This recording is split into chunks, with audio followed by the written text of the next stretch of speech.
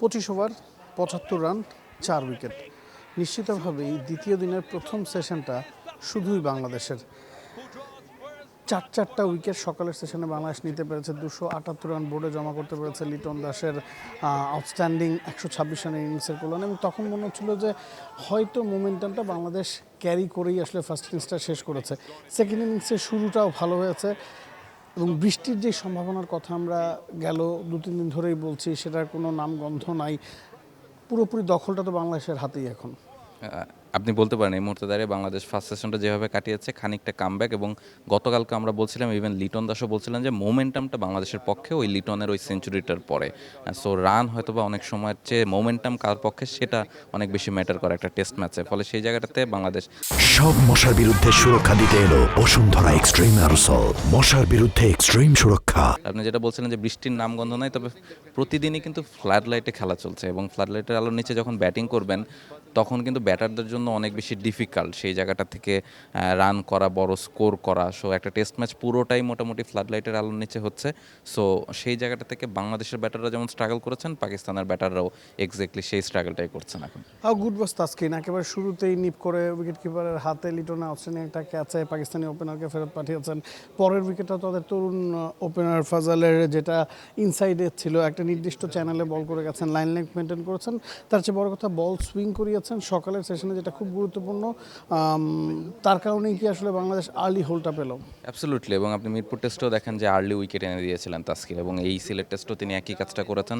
সকালবেলার মশারটা তিনি কাজে লাগিয়েছেন এবং ফ্লাড লাইটের আলো নিচে ওভারকাস্ট কন্ডিশন সব কিছু মিলে তার জন্য একটা পারফেক্ট ওয়েদার ছিল অ্যাজ এ পেসার উইকেটটা এনে দেয়, এবং সেটা তিনি ইফেক্টিভলি করতে পেরেছেন। এবং তারপরে যখন আবার আস্তে আস্তে একটু রোদ উঠেছে, আস্তে আস্তে খেলা গড়িয়েছে, এরপরে কিন্তু আমরা আবার দেখেছি মিরাজ, তিনি খুব ভালো বোলিং করেছেন। এবং বাংলাদেশের প্রত্যেক বোলারের যেটা সবচেয়ে ইম্পর্টেন্ট ব্যাপার ছিল, তারা খুব স্পেসিফিক জায়গায় এবং লাইন মেনটেন করে বোলিংটা করেছেন, কোনো রকম এক্সট্রা রান দেননি।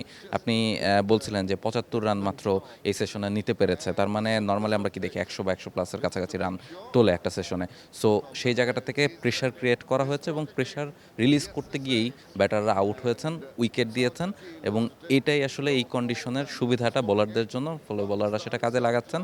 আসলে পাকিস্তানকে ওই বাংলাদেশের কাছাকাছি স্কোর করতে বেশ কঠিন পথ পাড়ি দিতে হবে এখান থেকে। মিরাজের কথা যদি বলি, ক্যাপ্টেন, আমরা বলছিলাম যে পাকিস্তানের লাইন আপে লেফট হ্যান্ডের ব্যাটারের সংখ্যা বেশি। দুজন লেফট হ্যান্ডারকে তিনি আউট করেছেন, শকিল এবং শান মাসুদ। একটু সফট ডিসমিসাল ছিল শান মাসুদেরটা। তাইজুলকে এখনও পর্যন্ত বোলিংয়ে আনা হয়নি। নাহিদ রানা একটু বিট ওয়েওয়ার্ড ছিলেন। সেকেন্ড সেশনে আসলে লক্ষ্যটা নিশ্চিতভাবে থাকবে বাবর রিজওয়ান, পাকিস্তানের মূল দুই কারিশমাটিক যে ব্যাটসম্যান তারা আছেন, তারা কতদূর নিয়ে যেতে পারেন। সাথে সালমান আলী আঘাও কিন্তু যথেষ্ট এক্সপিরিয়েন্স। অ্যাবসলিউটলি। বাবর আর রিজওয়ান আসলে এই জায়গাটা থেকে হয়তো বা ইম্পর্টেন্ট ভূমিকাটা পালন করবেন। কতখানি 278 রানের কাছাকাছি নিয়ে যাওয়া যায়, বা তারা হয়তো বা চাইবেন লিডও নিতে, যদিও অনেক বেশি ডিফিকাল্ট হবে কাজটা। সারাদিন ব্যাটিং করতে হবে এখানে। সো সারাদিন ব্যাটিং করা এই জায়গায় আসলে খুবই ডিফিকাল্ট এই ধরনের কন্ডিশনে। সো সেই কঠিন কাজটা পাকিস্তান কতখানি করতে পারবে, এবং বাংলাদেশও হয়তো বা চাইবে যে তাদের, আপনি যেটা বলছিলেন তাইজুলকে এখনও এক্সপোজ করা হয়নি, ফলে তাইজুল আসবেন, থার্ড ডে ফোর্থ ডে থেকে আরও কঠিন হবে ব্যাপারটা। সো সব মিলিয়ে আমরা যেটা শুরু থেকে বলছিলাম যে সিলেট টেস্টে খুব বড় স্কোর হবে না, তবে সবারই আসলে কিছু না কিছু করার জায়গা থাকবে, এবং সেটাই হচ্ছে। তবে এখন পর্যন্ত ফার্স্ট সেশন শেষে যদি সেকেন্ডের বলি, আমরা বাংলাদেশি ম্যাচে এগিয়ে আছে। That's the bottom line. Bangladesh ম্যাচে এগিয়ে আছে, ম্যাচের হোলটা বাংলাদেশের কাছে আছে। লিটনের ব্যাটিং এবং একই সাথে দ্বিতীয় দিনের প্রথম সেশনে তাসকিন এবং মিরাজের বোলিংয়ের কল্যাণে পুরোপুরি দখলটা বাংলাদেশের কাছে।